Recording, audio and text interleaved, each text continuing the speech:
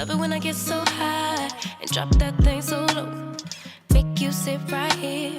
Now you can't go back home. You love it when I get so high and drop that thing so low. Make you sit right here. Now you can't go back home. You love it when I get so high and drop that thing so low. Make you sit right here. Now you can't go back home. You love it when I get so high and drop that thing so low.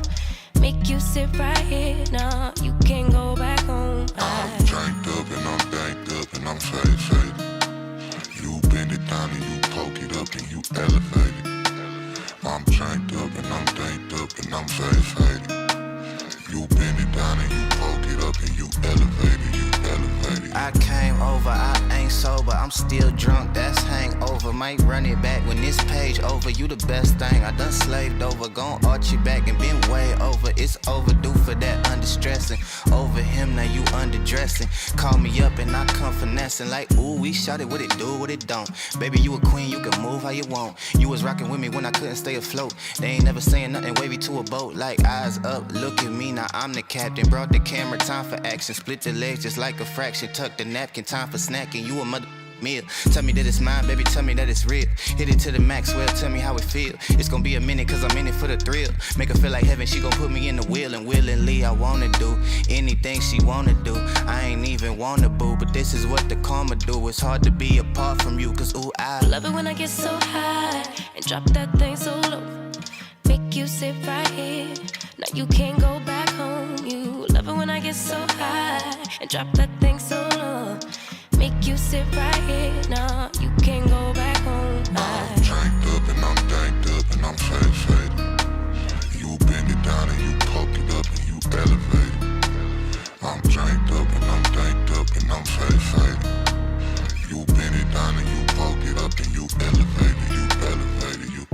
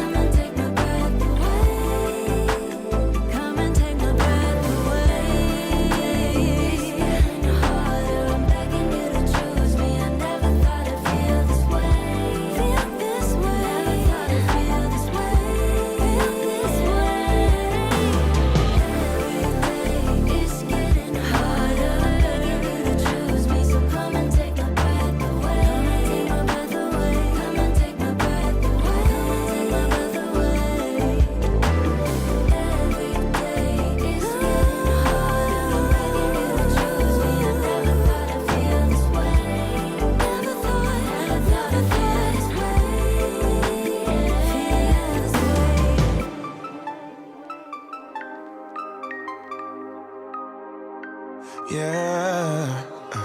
I'm tongue-tied, twisted around your finger like a piece of string. I'm winded, chasing after your ghost is real exhausting. I'm in love, but I don't think it's what I thought it was supposed to be. Love story, no guts and no glory. How did I get so dizzy thinking of you?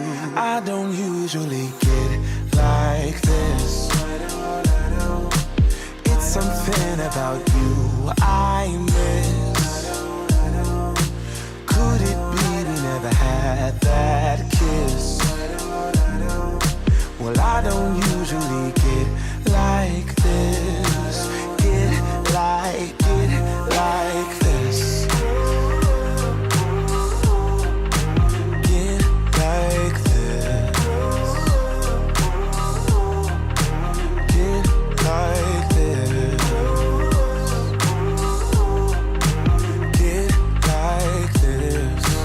Get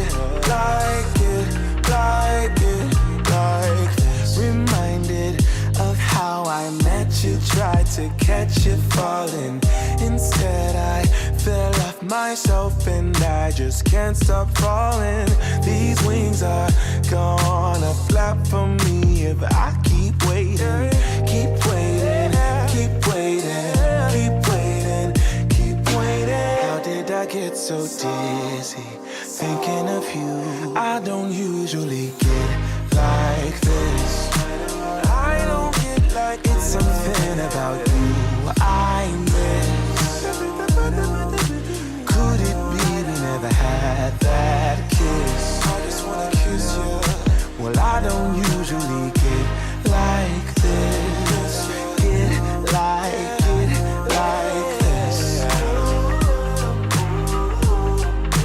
Get like this. No, get like this. Yeah. Get like this. Yeah. Get like it, like this. She loves me not. This bouquet is all I got. I'm dreaming, or could it be a future for you and me? She loves me, I know it's true. Or maybe I'm the fool for you. I don't usually get like this. It's something about you I miss. Could it be we never had that kiss? Yeah, I don't usually get like this. Get like this. Oh, get like this. No, get like this. Yeah, get like this. Get like it, like this.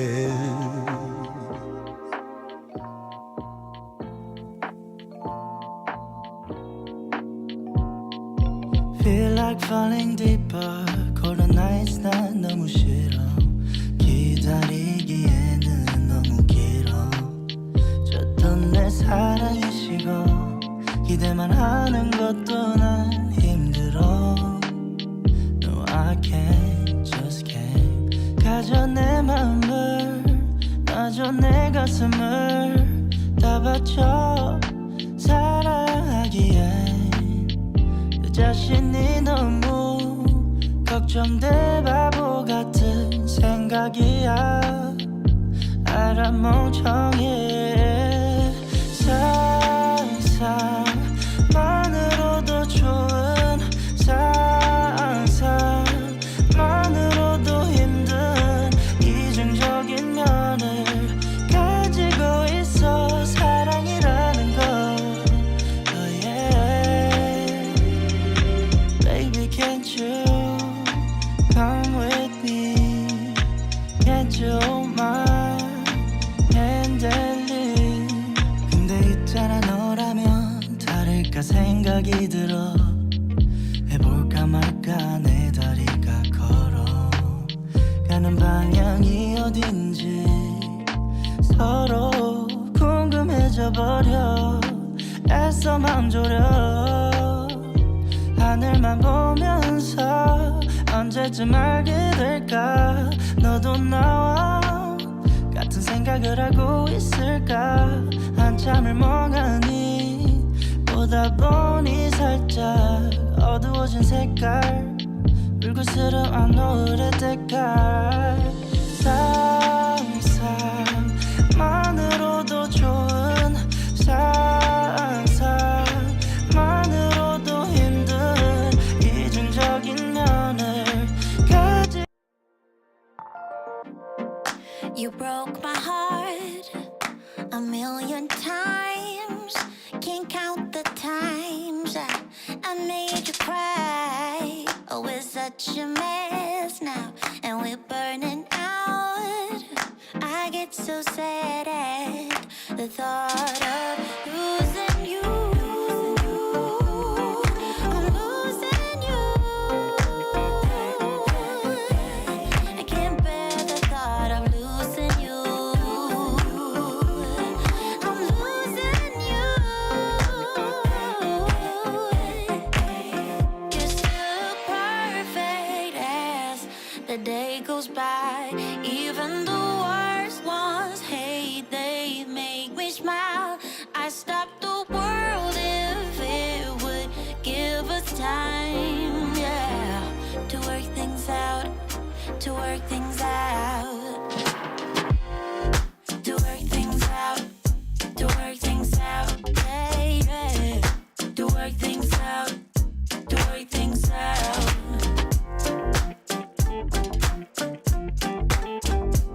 Oh, yeah, to work things out, to work things out.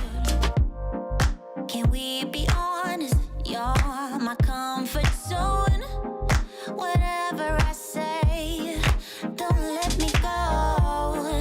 I know you're angry, babe, and I am cold. What up, I She? get so sad at Golden the Eggs, what's up? thought of losing you. Good morning, Lakeithia. Good morning, Lady Navoy.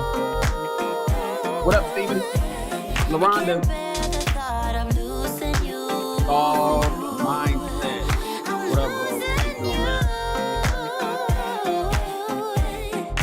Let's get ready. Still perfect as the day goes by. Even the worst ones hate, they make me smile. I stop the world if it would give us time, yeah, to work things out, to work things out. To work things out, to work things out, yeah, yeah, to work things out. Alicia. To work things out. Good morning, Alicia. Oh, yeah. To work things out. To work things out. To work things out. To work things out. Fountain of youth in a bottle. What's up, Kimberly? To work things out. To work things out. To work things out. To work things out. To work things out.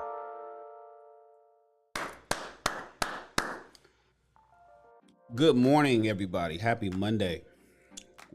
Happy Monday, everybody, to the live book club. To the live book club. It is called Rich People Read, where we read a book a month to instruct you in the ways of the successful through the power of reading. We are reading The High Value Man, Principles of Positive Masculinity. This is the current book we are reading. I want everybody to get a copy. If you want a copy, which I suggest everybody get, always have a copy of the books that you read, so you can always refer back to them. The link is in the description of this video to take you straight to Amazon. What's this junk I got on my keyboard? It'll take you straight to Amazon so you can grab a copy. Oh, I got my drink on my keyboard.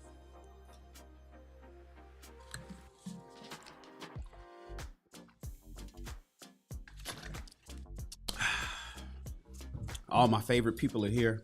Thank you guys for continuously supporting me. Thank you all of my, it means a lot to me, man, to see the same names in the chat. It makes me feel good. And I'll be excited to come here to see you guys, whether you believe it or not. I know it's kind of weird. It's like, why would you be excited to see some names in the chat? I don't know. I can't explain it. Ask a therapist, ask a scientist to explain the human behavior. All I know is that I'll be excited to see y'all names. I do every time.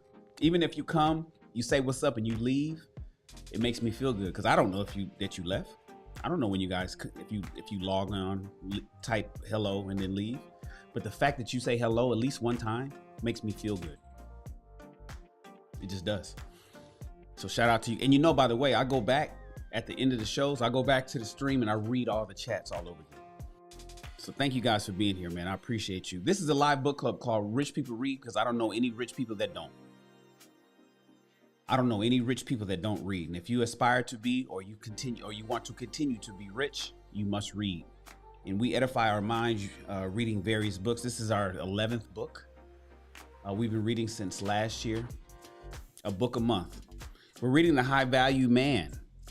This book is, now remember, we talk about the two ships, entrepreneurship and relationship on my channel. Every month we flip-flop between the two. This month we're talking about relationships. This is for men. This book is for men. The description says, have you ever felt invisible, powerless, and or unattractive as a man? I certainly have. It's true. Specifically, do you feel that women don't respond to you like you're always the one chasing them and not the other way around? Or do you feel that men lack respect for you, don't treat you seriously, and maybe even look down on you? The main reason why these things are happening is because your value, quote unquote, is currently too low, and that unfortunate fact has become all too obvious to those who interact with you. Introducing this book here, The High Value Man, The Principles of Positive Masculinity. I want you guys to go grab a copy of this book from Min Lu.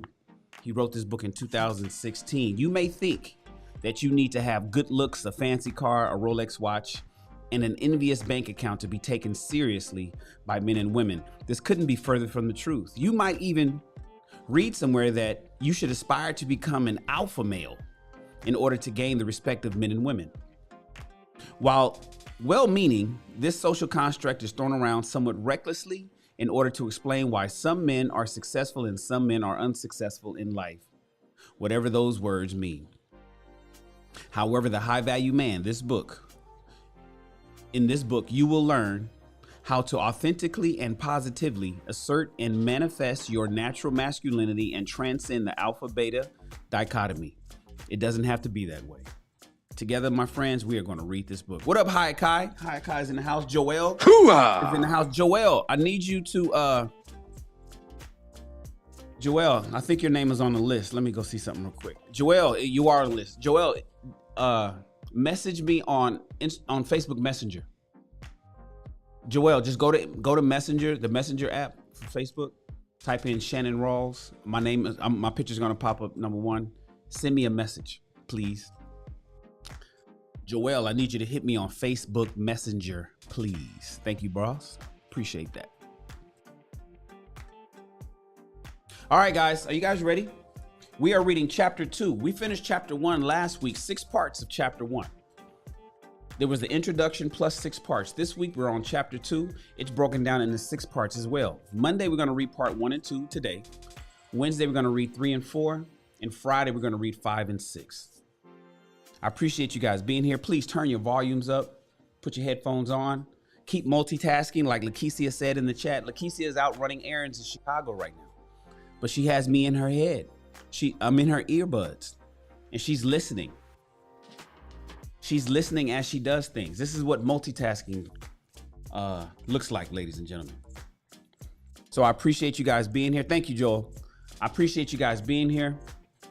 Thank you so much. And without further ado, let's read. Let's move to our read screen. Boom. I like the new system. It works.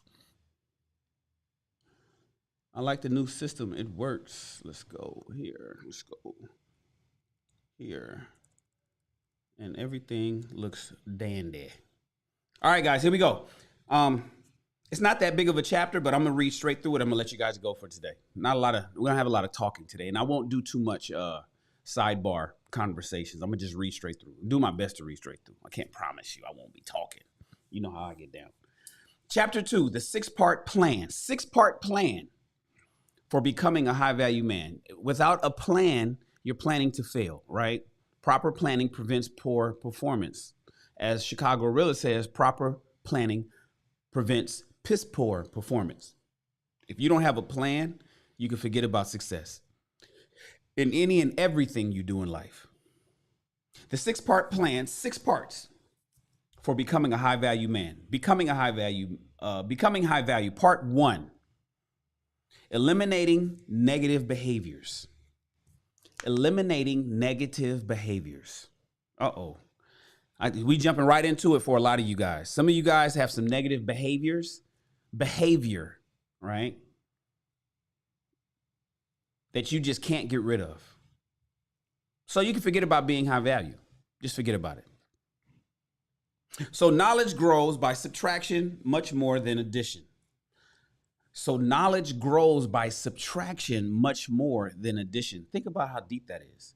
That's by Nassim Nichols Taleb in the book Anti-Fragile. Becoming a high value man, fellas. And this book is for fellas, ladies, you're reading along with us so you can learn what kind of men that you're interested in, so you can know exactly what to look for when you're interested in a high value guy, okay? Fellas, you're learning this book, you're reading, so you can become that high value guy, right? Becoming a high value man is a process, fellas, not an overnight transformation, and it has 6 parts to it. Let me first begin the first part by declaring that, as in the quote above in the famous book Anti-Fragile, becoming a high value man is actually largely about shedding negative or value lowering behaviors, subtraction, and less about adopting any specific behaviors or character traits like you see so-called alpha males doing. Very unnatural, I must add. Addition. You start the journey of becoming a high value man from wherever you are by eliminating these negative or value lowering behaviors that signal to others that you feel that you are not good enough. When you make substantial progress in this very large step, others will come to see you as a completely different person. Becoming high value is primarily about handling the interpersonal dynamics you experience with other men and women. If you can succeed in this mission by maintaining and demonstrating your value, you will become and be perceived as a high value man.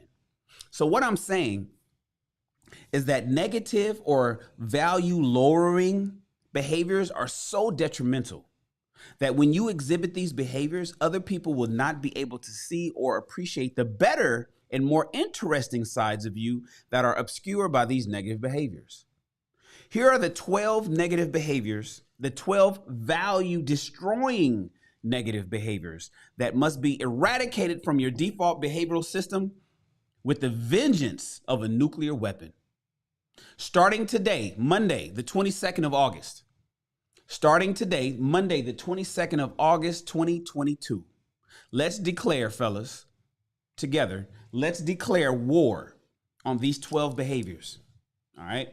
Everybody listen. Ladies, you can do this too, but guys, I'm talking to you. There's 12 behaviors that we must declare war on and eradicate from our behaviors. Me too. I'm not exempt. Oh man. How did I get that on my shirt? Oh, that's from that breakfast sandwich. I'll get it off later. All right, here we go. 12 behaviors we got to get rid of. Number 1, seeking permission to act, validation for acts taken. Asking for permission. High value men do not seek the permission of other people to do the things they want to do. Damn, that's me. I don't think I have to worry about this one, but a lot of you guys do. I'd rather apologize than ask for permission. It is not that seeking advice is always a bad thing. In fact, it can be a wise thing to do. But the truth is, when you are a grown-ass man, You do not need another person's fucking permission to do anything. So if you are a grown-ass man, then start acting like one.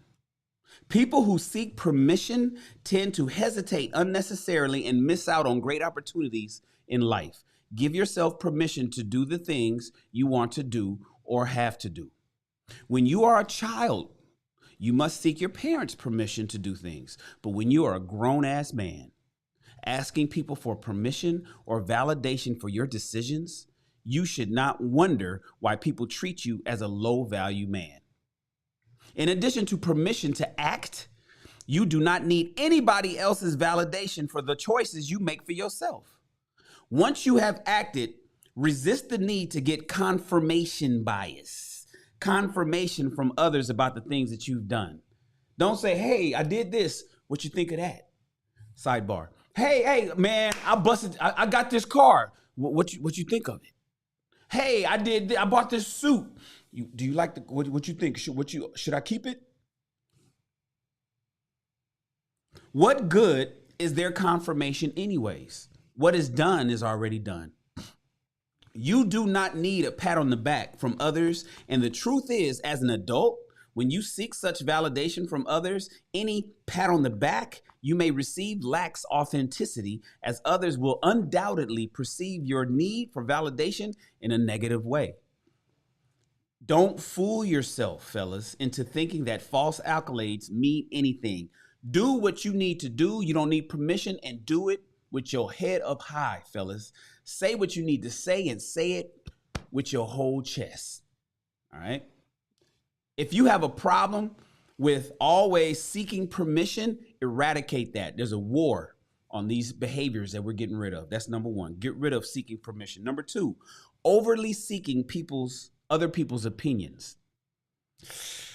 Ooh, we learned about that in How to Be a Stoic last month, right? Wondering what other people think of shit. Similarly, a grown-ass man should know what he wants in life, what he wants to do, and provide counsel to himself. Ultimately, nobody else knows you the way you do. So other people's opinions about your life and your plans are fucking irrelevant. Whenever he had a major decision to make, one of my best buddies from college would always call his sister or his mama to seek their advice, and usually both of them. He would not do anything without their opinion and their approval. As a grown adult and now as a married man, he now has a new boss in addition to his two existing ones, and it's very apparent. His indecisiveness persists more than ever, and due to the fact that he has to lean on others his entire life, or he's leaned on others his entire life, all of his life choices are now dictated by other people, and he has lost his ability to make decisions for himself. Even asking him to make a simple decision such as where he would like to eat is an excruciating experience to witness. He has lost the ability to be entirely self-sufficient, and it's a sad thing to witness. Learn, my friends, to listen to your own damn advice and shut out voices that cannot speak for you. Stop being indecisive and get comfortable making your own decisions and sticking to them. If people try to make decisions for you or impose their opinions on you, my friends, cut them off in a constructive, high-value way, of course. All right? Basically, fuck your opinion. Do what you do and do it with your whole chest. Number 3, guys, this is what we got to get rid of. This is a behavior that we have to get rid of. Being overly apologetic. I'm sorry. Oh, yes, I'm sorry. Oh, I apologize. I'm sorry. Oh, do you mind? Excuse me. I didn't mean. I'm sorry. Back in high school, I used to be friends. The key word here is used to be, with this guy who, for whatever reason, would apologize about 100 times a day to anybody who would listen to his self-flagellation. He was so apologetic that if he could, I bet he would apologize for living and breathing. I would bet money that he has actually done that many times, but I just wasn't there to witness it. And I hope I never have to. Being overly apologetic is an extremely low value behavior. Here's a low beta value male on his knees. Look at the photo, and look at the photo down there, you guys. Zoom in if you need to. Here's a low beta value male on his knees in Hong Kong, apologizing to his girlfriend for whatever transgressions he committed. All the while, she's slapping him in front of other people in fucking public. You couldn't pay, boy, if you ever. You don't want to ever be this guy in the photo.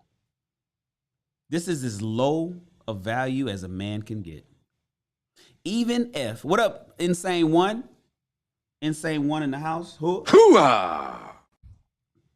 Even if you've done something wrong, nothing warrants you getting on your goddamn knees and letting someone slap your face unless you pledging a fraternity. Outside of that, the fuck are you doing? There is nothing wrong with apologizing for things that you've done truly wrong to another person. Don't get us wrong.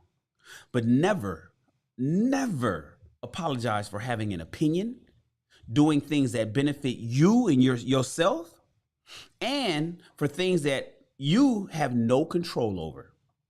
When apologizing, you don't have to be submissive or self-flagellating. And most of all, don't apologize for living. All right? Do not be overly apologetic, fellas. Listen, number one, seeking permission all the damn time. Asking people, can you do things? Get rid of it. The next thing, seeking people's opinion and validation for the things that you do. When you do it, what do you think? Let me know. Fuck that. What does it matter what they think? All right. Being overly apologetic, always apologizing. No, we don't want to do that. Get rid of that. All right. What up, She? She's in the house, y'all. And number 4 thing that we got to get rid of, fellas, if you want to become high value. Blindly accepting others' opinion. Blindly accepting other people's opinion. In life, people will always try to impose their viewpoints and opinions on you. They're going to judge you. They're going to critique you. You didn't even ask for it. It's okay to listen to and respect other people's opinions, but don't accept them blindly or even easily.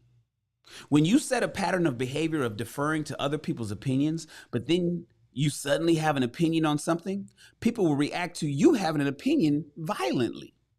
So the best thing to do is to never set an expectation that you will defer to the people in your life.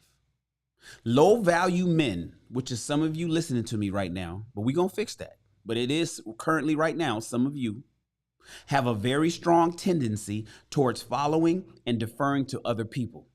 You don't have to always dominate people and be selfish, but you do need to check this tendency so that people will learn to respect you. Instead, make sure you question others on their viewpoints and opinions. Ask for proof and evidence, and don't get caught up in the logical fallacies and the dirty rhetorical tricks people use. If you find yourself having problems with this, check out my new book, The Art of Being Right. Okay, it's a new book. We may have to read that one. Shout out to Bolo. Bolo's in the house. Hoo-ah! Steed is in the house. Hoo-ah! I told you guys earlier, but 30 minutes ago, I get excited whenever you guys, when I see my favorite people say hi in the chat, even if they don't stay, that's exciting for me. Thank you guys. I appreciate you being here. All right. Now, here's the thing. Accepting other people's opinion too easily is a low value behavior. If you are a high value man, or if you aspire to be one, you should not feel bad about questioning viewpoints and opinions that you do not agree with, since you have your own valid opinions. It's just a switch in perspective that's required here. Instead of always letting others dictate their opinions to you, you should start learning how to bring your opinions to others and letting them respond and justify their opinions to you. They have to prove their opinions to you, ladies and gentlemen particularly. Now, don't go crazy with this, but be at least a bit of a challenge to other people when appropriate. When they understand that they cannot steamroll you on with their viewpoints and opinions, they will develop more respect for you in the long run. All right. The number 5 thing of the 12 things that you have to eradicate out of your behavior, fellas, gentlemen, men, excessive humility, excessive bragging.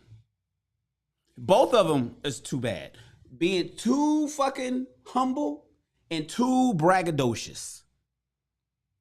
When you have done something worthy of praise or a high achievement, don't downplay your achievements. You don't need to be excessively humble about what you have accomplished. When you win some shit, don't be like, it's no big deal. It's all good. No, hell no. You fucking, hell yeah. Now, you ain't got to be braggadocious. I'm sure he's going to get into that. But don't fucking dim your light when you win or you do something amazing. Some people take humility to such an extent that they even engage in self-deprecation. Don't self-deprecate. Never put yourself down in front of other people. I put that on the meme about a week or 2 ago. Never talk shit about yourself in public. Ever. On the flip side, you also don't want to excessively trumpet your accomplishments either. Like the black belt bully I referred to in the previous chapter. Live by the saying, act like you've been there before. When you brag about your accomplishments, don't think that you are fooling anybody. Nobody is impressed by a braggart. And by demonstrating a need to brag is an obvious poker tell for insecurity. When you out there, yeah, did you see what I did? Look what I did, y'all. Look at me. Look. Did you see what I won that? I'm number 2. I'm number 2 in the nation. Stop it. The fuck? Being on either end of the spectrum is low value behavior. All right. You got to get rid of that, guys. You cannot brag too much and you cannot be too goddamn humble. All right. Act like you've been there, done that. That's right in the middle. Yeah, I won. That's how I get down. What the fuck? Yeah, I did that. I do it all the time. It was no big deal. I studied. The reason why it was so easy for me to do that is because I've been studying. I've been doing that for 10 years. So call me next time you need it done. That's what you do. The number 6 thing of the 12 things that you must get rid of, fellas, if you want to be considered a high value individual. This is a personality. These are behaviors that you got to get rid of. Avoiding conflict. Oh my God. Oh, you suckers that run. Y'all know, listen, avoiding conflict, non-assertive, easily intimidated. Oh man, I don't want to get involved with that. I don't want to. No. I don't want to get it. I don't want to even go over there, man, because they too. I don't want to. Nah, I mean, they asked me about it, but I don't want to get in. I don't want to talk too much about that because I ain't got no time for that, man. They just be fighting and shit. I don't want to get in now. Oh, I ain't deal with her, man. She said some crazy shit. Yeah, it was crazy, but I ain't want to talk to her about it because, man, I ain't got time for that, man. She just be arguing and shit. I don't even want to deal with that. Now, what the fuck is wrong with you, fellas? Avoiding conflict. Do not avoid. Let me read the book because I'm going to fuck around and start talking to myself. Don't get into unnecessary conflicts, but when it comes to unwarranted disrespect, don't back down and be as assertive with your own needs and desires. Remember the banker's box incident in a previous chapter? Remember how failing to confront his boss caused my friend to endure numerous subsequent disrespects? You don't want to always be fighting, but you cannot avoid conflict when it is necessary to protect yourself from a potential pattern of disrespect. You have to be willing, or at least show that you're willing to confront people when they have wronged or disrespected you, especially those people whom you must interact with frequently. This includes your woman, fellas. Sidebar. I told you guys I wasn't going to do a whole lot of sidebars today, but I'm going to sidebar on this part. Let me tell you something, fellas. Don't you get browbeat by your woman simply because you don't want to hear her mouth or you don't want to deal with no shit. Bring the motherfucking heat if you're getting disrespected. Don't get into conflict and arguments all the goddamn time. You know, pick and choose your battles, but don't ever ignore a battle where you're getting disrespected, especially by your wife or your girlfriend or your woman. Don't run from that. That's the beta shit that they taught us back in the 60s, 70s, and 80s, 90s. That's what I grew up on. Oh, man, just let her talk, man. Just let her say what she needs to say. Don't worry about it. Nah, fuck that. You can't just talk shit. That's why motherfuckers, that's why a lot of women today feel the way they feel and think that they can talk the shit that they talk today. Because men of the past, of yesteryear, allowed women to just browbeat them and denigrate them and talk the shit and be a fucking bully. No, them days is over, fellas. Over. The goal is to give people the impression that you are not someone who can be trifled with or intimidated. A high value man is not someone who can be trifled with. Let them know that they will have to pay a heavy price if they decide to trifle with you. All right, guys? We do not want to avoid conflict. If you're a runner and a track star, put your fucking track shoes away and get into the boxing ring. Fellas, take off your track shoes and put on your boxing gloves. All right? We don't run. Hell no. Another thing that you need to get rid of if you want to be considered high value, this is a behavioral trait that you've got to eradicate from your life, is high neuroticism. Numerous studies of status in social groups, fraternities, sororities, dormitory, and peer ratings of status determined that high neuroticism predicted lower status in men. Neuroticism is basically a variety of negative emotions such as anxiety, envy, and jealousy, or in simpler terms, emotional instability. Frantic. You can't. You see something that fucks you up. It's just fuck. You know what I'm talking about. Fellas. You got the homie that does that shit, or the uncle, or the family member. Some kind of conflict or some kind of calamity happens, and they just like, oh man, God. They're not cool, calm, and collective. They freak out. Basically, high neuroticism means you fucking freak out. Anxiety, envy, jealousy. If you show anxiety, envy, or jealousy, that is inherently a low value behavior. If you are truly a high value man, these emotions will not come to you naturally because your cup is always overflowing. What up, First Gen Corporate? Where you been? Lakeisha, you see First Gen Corporate pulled up on us. Where he been? Anxiety, envy, and jealousy come naturally to people who question their own value, whether consciously or subconsciously. When they see others doing well, that also causes them to question themselves. However, a high value man is not bothered or triggered by the successes of others, and that is because he holds himself in high regard. Let me read that again, because that's a bar. A high value man is not fucking bothered or triggered. He's not a snowflake. These modern snowflakes that need safe spaces. He is not triggered by the successes of other people. He's, in fact, congratulatory.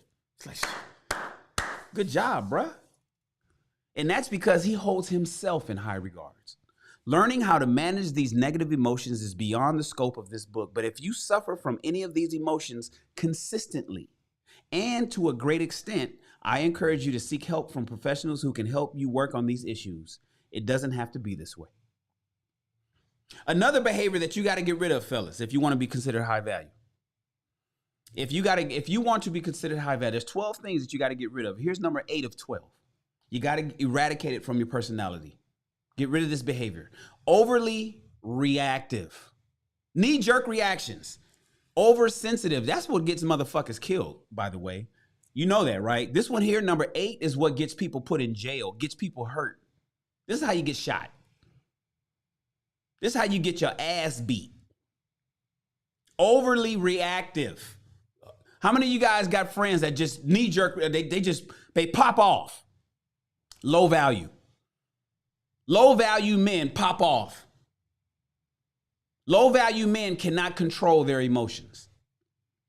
By overly reactive, I mean too sensitive to other people's actions or omissions against you. Somebody says something to you, nigga, you stepped on my shoe? Or you bumped into me and you at a nightclub or some shit? You know what I'm talking about. Come on. When people commit small slights against you, you take it as if they have slept with your mother, and you lash out as if this was the case. Sometimes people may not even realize they slighted you, yet you immediately jump to this conclusion. I just had a conversation last night with a friend of mine, good friend of mine, one of my closest friends in my life right now. And we were talking about somebody on Clubhouse, and the woman on Clubhouse. So I have this show called Wife School, and I have Husband School. These two shows are coming. Wife School started last Thursday. Husband School starts tomorrow. Scheduled to start tomorrow, right? Nevertheless, the point is, as I was inviting panelists to the Wife School show, there was a woman from Clubhouse that I invited. I had messaged her early July, inviting her to Wife School. She was excited, said, I want to join. I'm going to come on. I was like, okay, because I invited a few people, and there's a few people that asked to come. But she wanted to come. I had invited her because I figured that she'd be a good panelist. But she's overly reactive and very sensitive. She's overly sensitive. This is a woman, but we're talking about men in the book, but I'm giving you an example of a woman. And so this particular woman was excited to join the panel of us over at Wife School. Well, maybe 3 weeks later, I hit her up. I said, call me, and gave her my number. That was the message. Call me and gave her my number. And I sent that in the Clubhouse DMs. And so when I shot her that message, I left the app because I didn't expect her to write me back. I expected her to call me like I asked her to. She wrote back and hit me with a question mark a couple hours later. The next day, she wrote back and she hit me with, what's up? A week goes by, she hits me with her phone number. She gives me her phone number, right? So first she responds 2 hours later with a question mark. Next, she responds the next day with a what's up. And then a week later, she hits me with her phone number. She never called, never text, nothing. Then a day later, I'm back on Clubhouse because I don't even fuck with Clubhouse like that anymore, right? So I'm back on Clubhouse. I guess she sees that I'm online or on the app. And she says, ignore that last message. And then, how you not gonna hit me back? That shit is weird. I'ma just block you and whatever. And she blocked and unfollowed me for a second. And she says I'm not blocked. It doesn't look like I am, but I think for a moment she did block me. And then I looked at it and I said, I'm thinking to myself, bitch, what's wrong with you? I wrote her back. I said, the fuck are you talking about? I never even seen these messages. And then I called her, she didn't answer. And I said, I didn't even see this shit, but it's all good, whatever, deuces. And she was like, no, you're not blocked. You just didn't respond back. I ain't wrote back to that. The moral of the story is she missed her blessing on being part of the Wife School podcast because she's overly reactive and oversensitive. She's mad at me because I didn't message her back on an app after I told her to call me. First of all, follow fucking instructions and we wouldn't be here. But she didn't do that. And she's a super pretty girl. A lot of guys are chasing after her. And so the conversation I was having with my friend was that's how women who are so used to attention and guys kissing their ass and chasing after fine chicks and pretty girls with big titties and all that kind of stuff and nice hair, that she expected a nigga like me to do that. And I was like, oh, well, let me explain to you what a nigga like me do. First of all, I told you to call. You didn't call. You failed to follow instructions. You think that you don't have to follow instructions? But then not so much that, the fact that I didn't respond back to her messages where I was never fucking messaging or expecting to, she unfollowed me and blocked me. No problem. But the moral of the story is, do you realize how many blessings that you miss out on because you can be too overly reactive and oversensitive? Fellas, now back to you. Don't be like her. Don't be the guy that is knee-jerk reaction. You create these fucking scenarios in your head and you come up with this fucking this narrative that's completely inaccurate oftentimes, and then act upon that without getting all the information that you need to act accordingly. When people don't do the things you may expect from them, but which they may not even know you expect, like I didn't expect to write her back in the messaging. I expected her to call. She expected me to write her back and I didn't. You harbor resentment and anger and act passive aggressively. Or you just let other people throw you off easily or get under your skin. And worse yet, you show how easily triggered you are. And everybody can read this characteristic of yours like a book. And this is what she was telling me about this girl, because she was saying, you didn't see that? You didn't see that? No, I didn't see that. I don't fuck with people like that. You know, like in my day-to-day, I don't fuck with people who pops off like that. So that was kind of foreign to me. But she saw it in her and knew, like, that's how the fuck, what made you think that she was going to be any other way? All of these things are low value behavior. Alpha males actually have a problem with this one, being overly reactive. Don't fool yourself into thinking you are acting as a truly masculine man would, or in a manner that shows you cannot be trifled with. Your short fuse is a clear poker tale to the world. You do not have your house under control, i.e. your internal mental makeup. High value men do not let small slights or incidents bother them. And these small slights bounce off of them as if they were made of Teflon. Let me read that again. High value men do not let small slights or incidents bother them. And these small slights bounce off of them as if they were made of Teflon. Have you guys seen some of these YouTube beefs? Think about some of the YouTubers that be beefing with each other and be trying to rally other motherfuckers to join their crew to beef with a particular other crew. Notice that the ones that fucking always are overly sensitive always lose. They're not around no more. They're gone. They try to bring, people have tried to bang on me. People have tried to get me to bang on. I'm like, man, I ain't got time for that shit. And I don't give a fuck about the people talking shit about me. I'm over here reading to the rich people. I'm over here doing high value man. I'm over here doing check this out. I'm over here motherfucking doing my show on my channel and doing it the way I want to do it. I ain't got time to be bothered by these petty ass nigga incidents. But so think about some of the YouTubers you know that just gets bothered. Think about the people that be on panels bickering and fighting at each other and nah. You'll never see me in no shit like that. You just won't. And even if you poke at me, I know how to spin it around, make you look stupid with a smile. I've mastered the ability to do that. High value men do not let small slights or incidents bother them. And these small slights bounce off of them as if they were made of Teflon. As of the writing of this book, there was a recent road rage incident where a famous athlete was shot to death by another driver. The facts of the case are not yet completely clear, but I suspect the road rage incident has to do with egos. Oh, I know what the ego can do. Being bruised too easily, tempers being unreasonably short, and small slights being taken as large insults.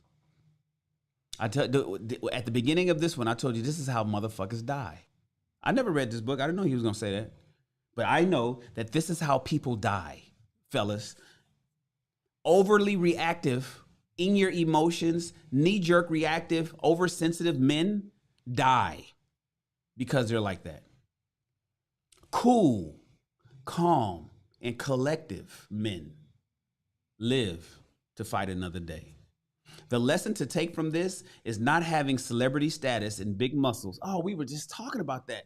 And sidebar, with the woman I was talking about, I was using celebrity. I was explaining the difference between above average and above normal or abnormal people. I'm saying above average and abnormal people are not the same.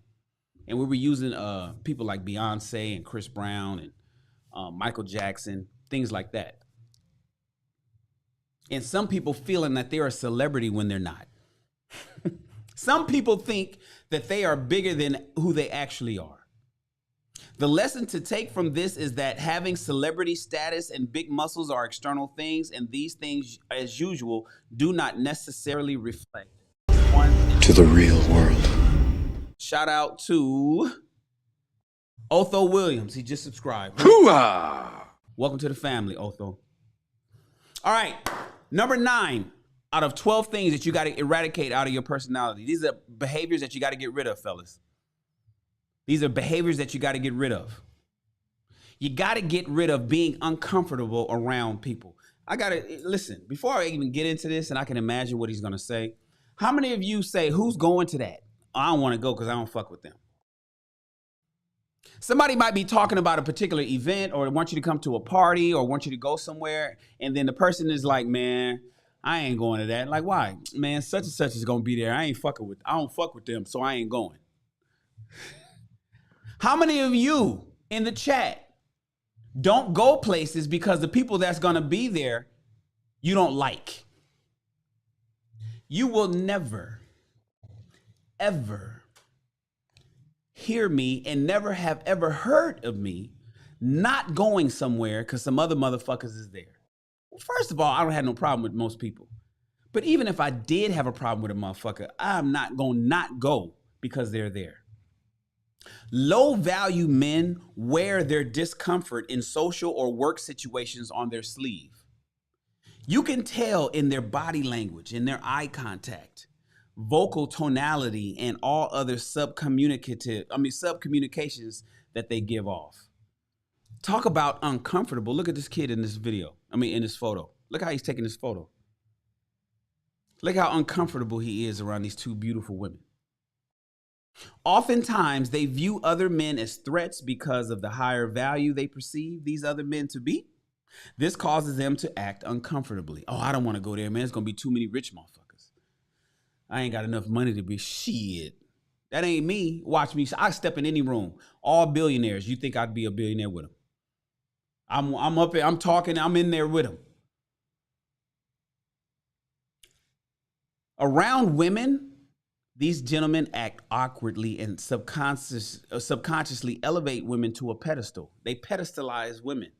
And when they talk to him, and if she gives him a little bit of time a day, he just, oh, your dress looks so, he's giving her gang, telling her all this pretty shit. You look so beautiful. I love your nails, your hair, girl. You just got it done yesterday. Yo, your skin is radiant. God damn, you bad. Shut the fuck up, bro.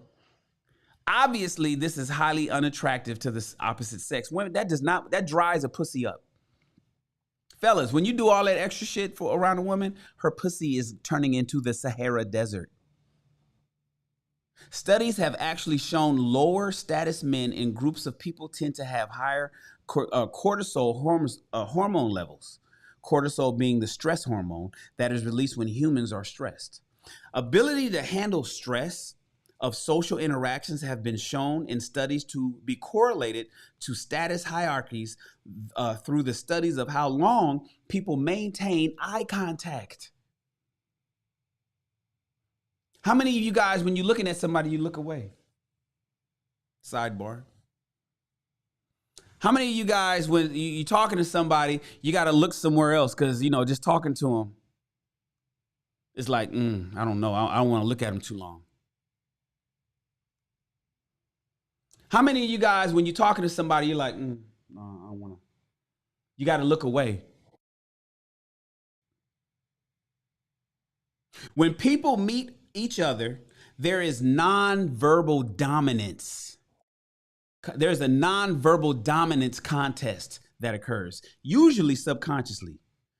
What I mean by this is that the person who breaks eye contact first usually ends up the lower status person in that relationship. Fellas, now this is, ladies, you don't understand this, so this is a conversation with the fellas. Quick sidebar.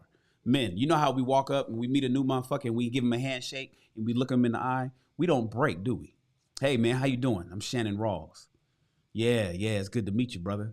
And you sitting there and you squeezing his hand, firm handshake. So you're going to see, yeah, it's good to meet you, man. I heard a lot about you, bro. It's good to meet you in person. I admire your work. Yeah, I just flew in. You don't break eye contact. You don't do that, dude. That's what we do. That's like two gorillas in the mist meeting up and see who the fuck is who is the boss of this goddamn tribe. Ladies, you wouldn't understand. Ladies, you don't know nothing about that. But you can see it from a distance. You can witness it. Ladies, when you with your man and you out with him, listen, this is why I tell women they need to read these books with us, even when I'm talking to the men. See, Insane One know what I'm talking about. Insane One knows what the fuck I'm talking about. That handshake, it's a man thing. Ladies, don't try it. Don't attempt it. Don't attempt to do it with a man because you're going to lose. So just let it go. Be a feminine woman. Be who you're supposed to be. All right, ladies? But men, my man Insane One know what the fuck I'm talking about. That handshake. Ladies, you can witness this from a distance. This is why I want you reading these books. The next time you out with your man and the next time you out with your man and your girl brings her man and then the two men introduce each other, look at your man. See if he's a bitch. Hoo-ah! See if your man is the bitch of the crew. If you guys are going on a vacation or you guys are going on a fucking date, on a road trip, y'all going skiing together or some shit, see if your man, when he meets your girl's man, who is the dominant one, right? How's that handshake going, ladies? Observe all of it in a quick glance. Look at that handshake. Look at the eye contact between the two men. If your man is that bitch nigga that just like, hey man, it's good to meet you. You look away like that. If your boyfriend is the one that's like, hey, how are you? You need to have a conversation with him back at the hotel. Right, Insane? Right, Insane One? You need to have a conversation with your man back at the hotel and say, hey, baby, I noticed when you met him, you bitched up.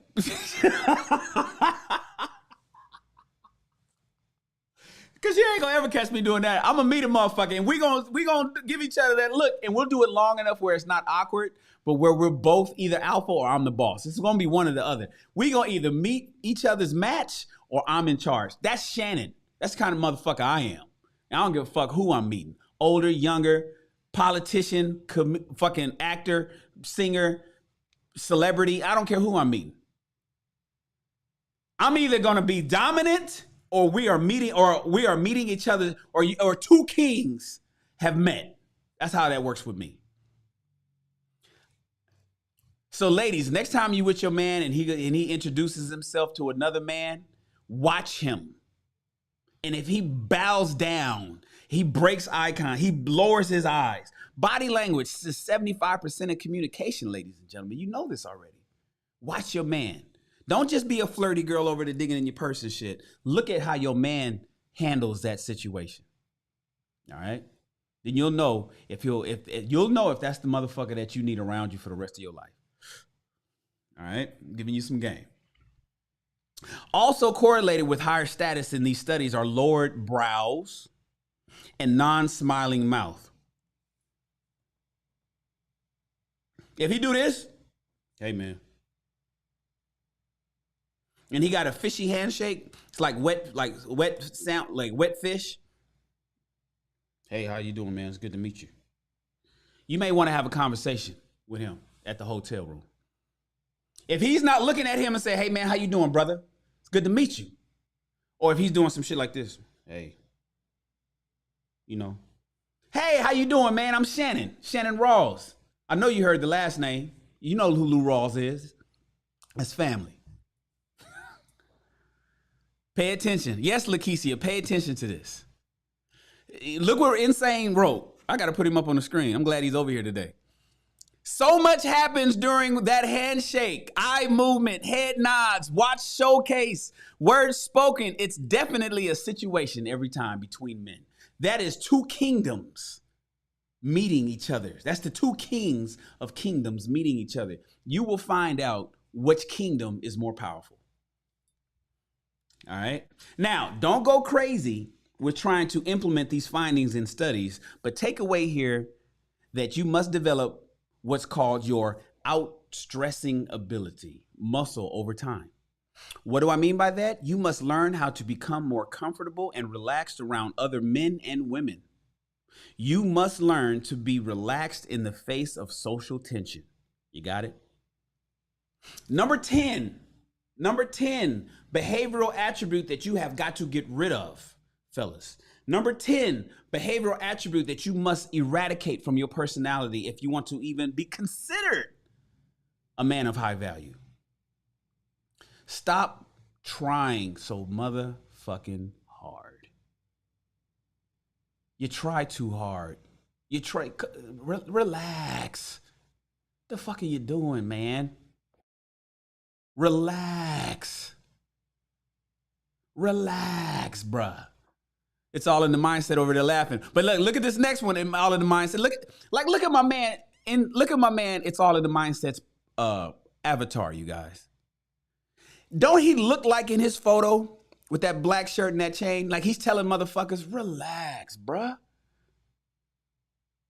He looked like in his photo, like he's telling other motherfuckers, bruh, you're trying too goddamn hard, man. What the fuck are you doing? That's what me and It's All in the Mindset is trying to tell some of you low value bruhs. Bruh, the fuck, man, chill out. The fuck's wrong with you? This isn't completely intuitive or easy to develop, but the most high value men always appear to be effortless, relaxed, and easygoing. Not all trying hard and overzealous and excited and trying to appease other motherfuckers. Low value men, on the other hand, always come off as tense, trying too hard to fit in, trying too hard to be perfect. And as a result, everything they do appears to others to require tremendous effort. This is a simple precept and it sounds Zen-like, but not easy to actually implement. The harder you try, the lower value you appear. The less you try, the higher value you appear. Sidebar. I met my last wife at an event in North Hollywood in 2012.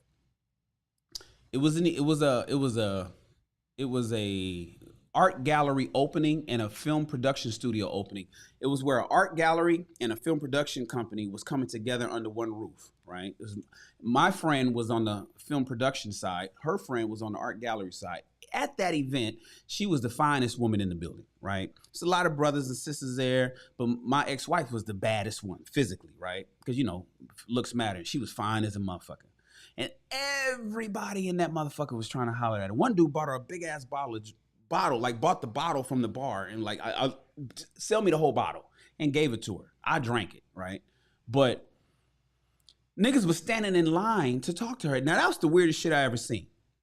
To see motherfuckers standing in line to talk to a woman. Ladies, have you ever been so fine one night that you went out that men were standing in line, like they took a ticket and waited their goddamn number to come and try to holler at you?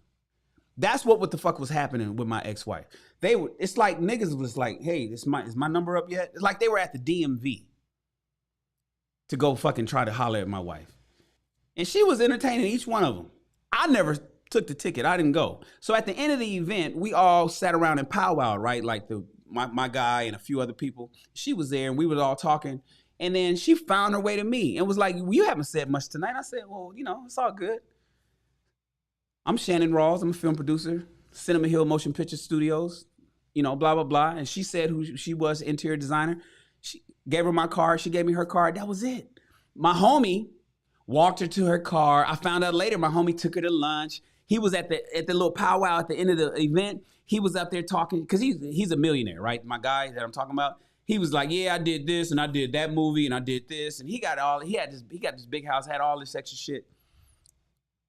And then he walked into the car and all that. But guess who got a phone call 5 days later? Guess who got a phone call 5 days later? Hey, hello? Who? Oh, hey, how are you? Oh, it's good. Hey, how are you? Okay. Yeah. Guess who? She checked for me. She called me 5 days later and was like, and we later talked. She said, why didn't you? I said, because I ain't, what the fuck are you talking about?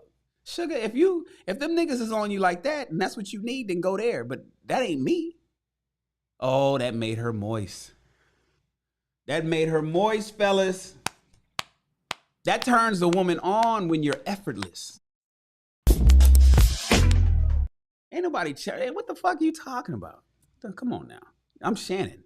Shannon Rawls with a capital R. Standing in line to try to holler at you. You may want to become more high value, but most of the time, if you try too hard, fellas, you will actually come off low value. If you're standing in line to talk to a bitch, you will come off low value. If you're buying bottles and all this extra shit to look like you the man, you will come off low value. Getting rid of this behavior will require you to let go and to care less about your own value and the value of others. Only when you do that will you find your value actually growing. All right? That's what happened. That's what happened. In fact, I'll bring my ex on the pod because we friends. I'll bring her up on the podcast, and she don't argue that point. I think she argues about the first phone call, but she don't argue about the rest of it. She knows what the fuck happened. Another behavioral trait that you, gentlemen, must get rid of if you want to even be considered high value is prioritize being liked. Who gives a fuck about who likes you? Have you guys seen the movie Fences with Denzel Washington? Have you guys seen the movie Fences with Denzel Washington and Viola Davis? And do you remember that movie Fences, in that scene where he was talking to his son and he was like, why don't you like me? He said, like you? Nigga, I ain't got to like you. But you got to respect me. I forget how that scene goes. Damn, but y'all know what I'm talking about. This is one of the main ways low-value men undermine themselves when it comes to interpersonal relationships. Low-value men trade away their own value and being true to themselves in order to be liked by people. I want everybody to like me. I have an issue with that with some of the women in my life. That they want people to like them so fucking bad. They look stupid. And in the end, they end up thinking that they're being perceived a way that they're actually not. And I'm telling them, it's like, yo, I think you think people see you differently than they actually do. And one of the reasons why is because you care about what the fuck they think so much and you want to be liked so badly. Ladies, you want to be liked so badly. Fellas, you don't give a anyways, let me keep reading. Low value men trade away their own value by being true to themselves in order to be liked. Wanting to be liked by other people and acting in accordance with this desire leads men to lose their power with respect to interpersonal relationships. For example, when it comes to women, fellas, a low value man would rather that she like him and that he feels comfortable than risking building any tension in an interaction with a woman. Basically, you won't tell her the truth because you want her to like you. You won't keep it real because you want her to like you. You won't be honest about your true self in front of her because you want her to like you so bad. But she could feel that, man. That's energy, bro. Therefore, he plays it safe and it fails to develop any sexual tension with the woman. He would rather not lose her than to play to win. That's a bar. Did you guys catch that? Some men play to not lose rather than play to win. Some men play to not lose rather than play to win. This is just like the saying, winning the battle but losing the war. By prioritizing his need to be liked, he has already lost with her. With other men, a low-value man doesn't stand up for his own opinions. He would rather agree with other people's opinions rather than challenge them when he does not agree.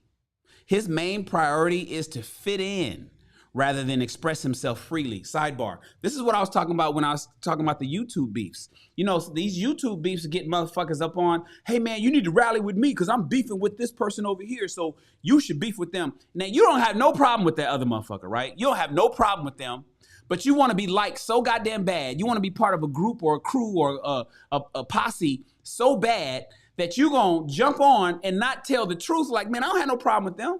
Fucking fact, they cool with me. You follow somebody else's rule and lead into hating somebody else on YouTube because you want to be liked so bad.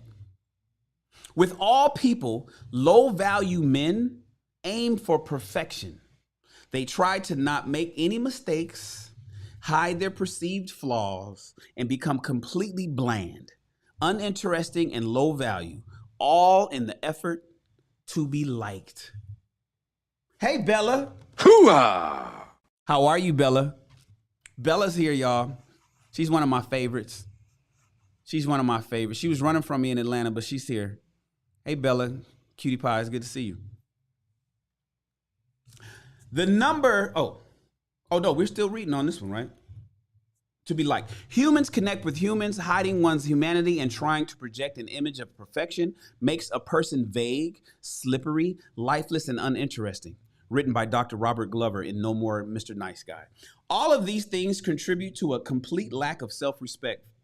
If you seek to be liked, you will undoubtedly encounter numerous situations in life where people disrespect you, whether in a major or a minor way.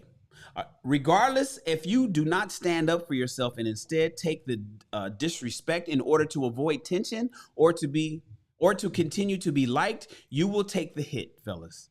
Lower your own value in other people's eyes. That's what you'll do. By standing up for yourself, on the other hand, you maintain and grow your value over time. People will be forced to respect you or stop dealing with you altogether.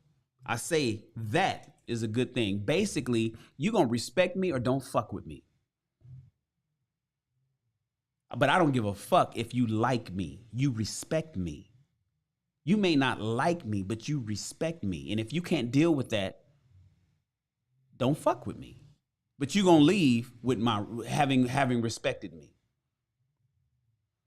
The number 12 thing that all men, I'm speaking to men. Ladies, you can adopt these principles as well, but I'm speaking to the fellas. Ladies, this is the things that you need to make sure that you do not see in a man. By the way, ladies, all 12 things that I just mentioned, and we're on the very last one, these are things that you do not want to see in your man. If you see any of these in your man, talk to him about it. And if you see any of these things in somebody you're dating, you may want to just cut it off and move on. These are the things you do not want to see in a man, these 12 things. And fellas, these are 12 things that you do not want to be a part of your personality. These are behaviors you want to avoid. And the very last one of the 12 things, the 12th one is neediness. Oh, ain't nothing worse than a needy nigga. Ain't nothing worse Hoo-ah! than a needy motherfucker. God, boy. You know, I always talk about your strong friends need help too, right? But they don't ever ask for it. You know how many times I've heard, but you don't ever need anything, Shannon. How do I know? You're always helping, but you never ask. You never need nothing. Every time you whenever I come into some shit that I need to get done, I just do it. I just make it happen. I rarely ever ask for help. You know what I want in a woman? Let me tell you guys, if any women are out there interested in me, let me tell you what I like in a woman. A woman that sees a need and fulfills it, not waiting on me to say what you need. I don't like a woman that asks, are you hungry? I'm just telling you, I don't like it when women say, are you hungry? Do you want me to get you something? Do you need me to help you with this? Do you want me to fold these clothes? Do you want me to? If you see the motherfucking clothes need folding, just start folding them. If you know that I haven't eaten all day, don't ask me, am I hungry? Why don't you pull up with a hot burrito? I don't like it because I'm going to more often than not tell you I'm good. Because I don't need nobody. I'm good. Now, if that's just a little bit too bravado, or maybe that's just, I don't know, but it is what it is. My thing is, I like a woman who can see what a motherfucker needs and fills in the gaps. She's a helpmeet, helping me meet my goals. That's what a helpmeet is. It's a helpmate or a helpmeet. That doesn't make sense. Helpmeet. No, it makes sense. Help meet. M-E-E-T. You are helping me meet my objectives. You are helping me meet my goals. You see that I'm on a journey for my purpose, and you're helping me meet meet my objectives. If you see a need, fill it. I got a lot of holes in my life. That's what I like in a woman. I don't know about you fellas, but that's what I like. That's what I want in a chick. Neediness. Needy niggas. Neediness can come in many forms, such as needing other people's permission or validation, as we discussed earlier. Opinions, also as discussed earlier. We need their time or their positive emotions. I just need you, baby. Low value men are extremely needy because they subconsciously do not feel that they have any value of their own. And so they, whether consciously or subconsciously, always look to leech off of other people's value, which may include their validation, their opinions, their time, and their positive emotions. Untimely, nobody respects a needy man. So if you think you exhibit this behavior of neediness, you must eradicate it, since it is truly one of the most attraction killing and value lowering behaviors of them all. There's nothing worse than a dude that's, baby, can you help me with this? I need this. Or I want you. I can't do this without you type nigga. Let me close this chapter by saying once and for all, neediness must no longer be one of your guiding emotions in interpersonal relationships. And that is part 1 of chapter 2, ladies and gentlemen. We're moving on to part 2, and it's short. And then I'm going to let you go. Shout out to everybody that's here in the chat. Hoo-ah! I appreciate you guys. Thank you so much for pulling up and listening to your boy Shannon. We are reading currently The High Value Man, The Principles of Positive Masculinity. If you want the book itself, click the link in the description, and away we go. Part 2 is Becoming High Value, 2 Guiding Principles. This is short, I think. Yeah, that's it right there. So that. Yeah, then we'll be done. All right. People who have a solid sense of their own value and who feel secure about themselves have the capacity to look at the world with greater objectivity. They can be more considerate and thoughtful because they can get outside of themselves. People with a strong ego set up boundaries, right? Their sense of pride will not allow them to accept manipulative or hurtful behavior. We generally like to be around such types. Their confidence and strength is contagious. To have such a strong ego should be an ideal for all of us. Robert Greene said that in The 50th Law, the book he wrote. Excuse me. Did everybody take their vitamins today? If I know you didn't, so let me just, now here's your reminder. I'm your fucking alarm clock. Go grab your multivitamin. If nothing else, grab your multivitamin. Go pop one real quick. It's Monday. You know you need it.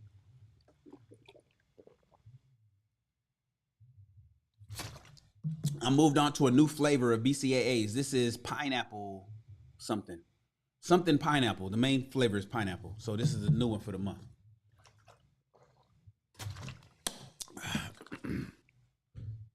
I drank up all that mango. Fellas, Many of you are probably already familiar with Patriot's principle. I'm not, so let's learn about it. If you are not familiar with this concept, Patriot's principle is a principle named after economist Wilfredo Pareto. Pareto's principle. If you are not familiar with this concept, Pareto's principle is a principle named after economist Wilfredo Pareto that specifies an unequal relationship between inputs and outputs. Good job. Well, Kim, I know you took them. See, Kim, she's fit. Kim is fit. Kim has already got the F, the first F of the 5 Fs. Sidebar, you guys. You guys see Kim Versio in there? She's already got the first F of the 5 F requirements that most all men want, high value men require. Shout out to Kim. She be on me about me not doing my shit. So that's right. Good job, Kim. Unequal relationships between inputs and outputs. What the fuck does that mean? Pareto's principle states that 20% of invested input, your effort, is responsible for 80% of the results, the output obtained. And this principle applies very closely to the journey towards becoming a high value man. Becoming aware, gentlemen, of the behaviors I wrote about in the previous chapter, the first part that we just finished, the 12 behaviors, will take you 80% of the way towards becoming a high value man, even though it will only take you 20% of the effort to develop this awareness. 20% of your effort gives you 80% of your results. This is not the same 80-20 rule in dating. This is different. This is Pareto's principle. 20% of what you put into something gives you 80% of the output. A lot of people are simply just unaware of their behavior. Not only are they unaware, they do not know that such behaviors are low value. Society has brainwashed many men. You know, I talk about it all the time, especially my generation, Generation X. Society, the gynocracy, has brainwashed many men into thinking that certain behaviors are attractive. Bullshit. When they are absolutely not.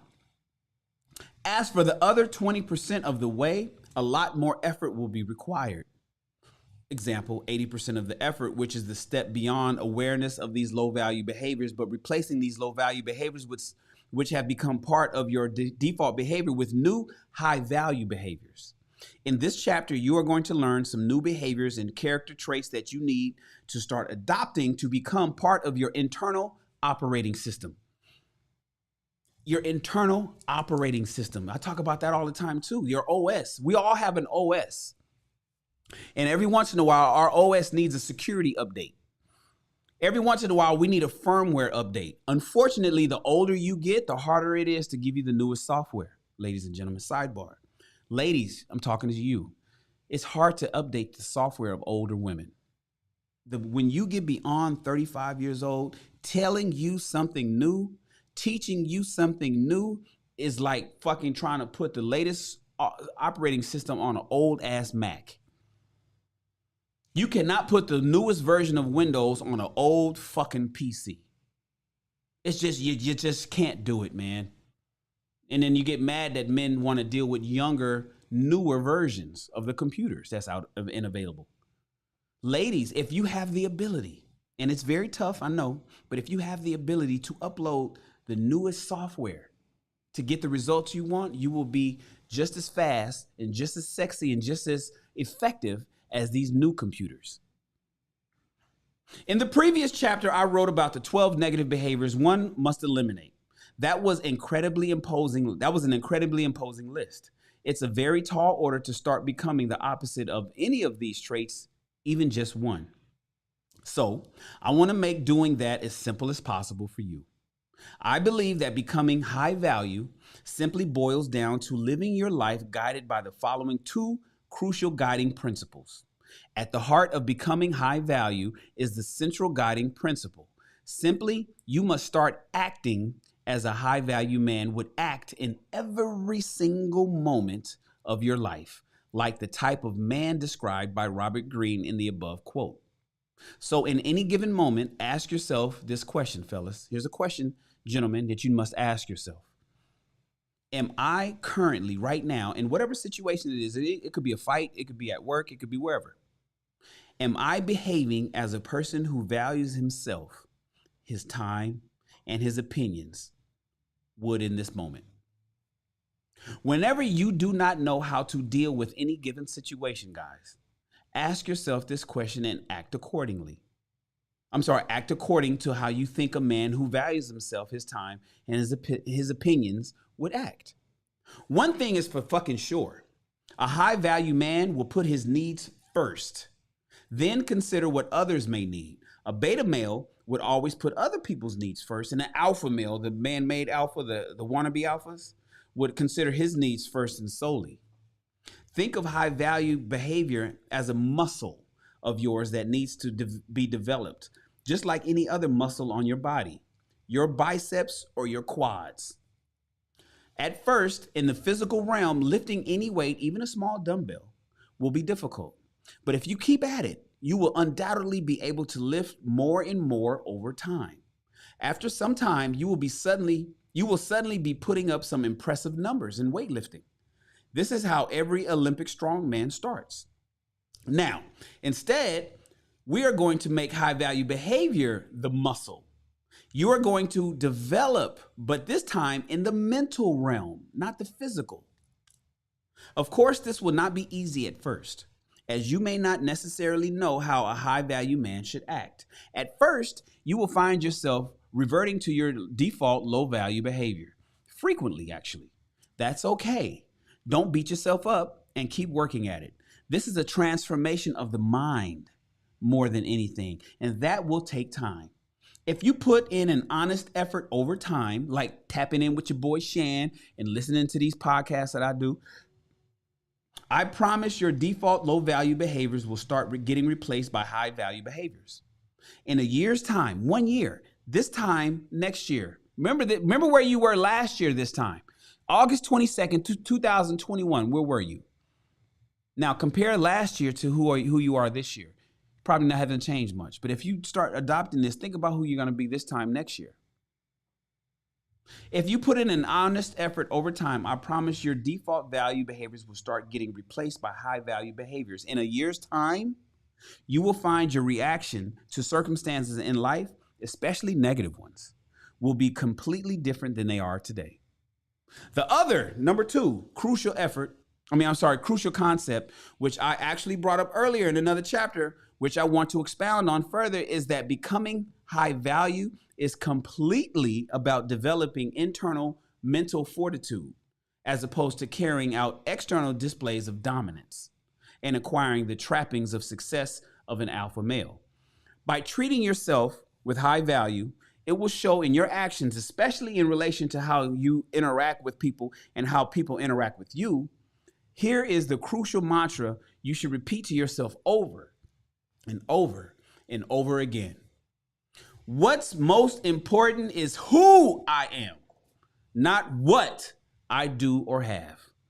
What's most important is who I am and not what I do or what I own and the shit that I have. You are now someone who will put a high price tag on yourself, which signals to others how you treat yourself and how they should treat you too. When you first meet another person, people will pick up on what value you place on yourself. They will have no idea what kind of person you are. So your job is to demonstrate the type of person who you are and how much you value yourself and how you respond to them and what they notice about you. The who. You will no longer focus on meaningless external shit like the things I wrote about in previous chapters. And if you are dealing with people you already know, let's talk about the people you already know, you need to change your behaviors towards them. You got to become somebody different that they don't recognize. At first, it may be difficult as they already have expectations about your behavior, but you must not be deterred by their inability initially to comprehend your changed behavior and their initial resistance to your change. For some of you, let me warn you in advance that this process of changing expectations may cause you to lose some friends. Let me read that again. For some of you, let me warn you in advance that this process of changing expectations may cause you to lose some of your friends. You'll lose some of the friends who cannot adjust to your new behavior, your new version of yourself. Your low value your low value self may bemoan losing these friends and prioritize being liked over being respected. You may want to be liked more than you want to be respected, but your high value self will not allow you to do that. For every single person, it is a personal choice whether to accept the results of putting higher value on themselves. I cannot speak for you, but for me, Shannon Rawls, I would rather be respected than merely liked or tolerated. I'd leave this decision to you, but for me, it's an easy choice. And ladies and gentlemen, we are done. We are done for the day. Lakeisha and Kim, what y'all over here talking about?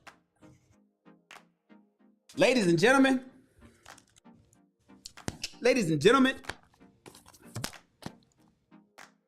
that's a wrap. I appreciate you guys being here. Thank you so much. Thank you so much. Please subscribe to my channel. Did you hit the subscribe button? That's important to me, and it doesn't cost you anything. It's super free. Subscribe to the channel and like this video to let YouTube know that this video was worth watching. Join the show, join the channel, become a member of the SR Army. Hoo-ah! Become a member so we can take your life to the next level. You get content that other people don't get. You get perks that others don't have. We also have discussions over at at Facebook at the Sidebar group. All you got to do is type Sidebar Shannon Rawls in Google. It'll pop up. If you type sidebar.shannonrawls.com in your browser, it'll take you straight there.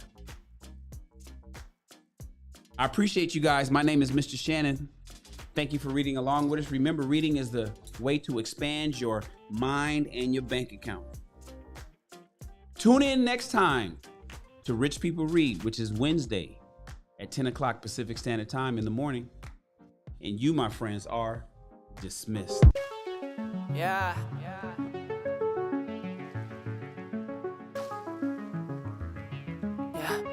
Escucha.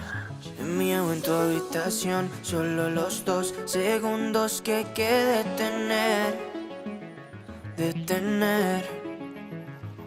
Porque si no siento tu voz o tu olor, te extraño y te quiero ver.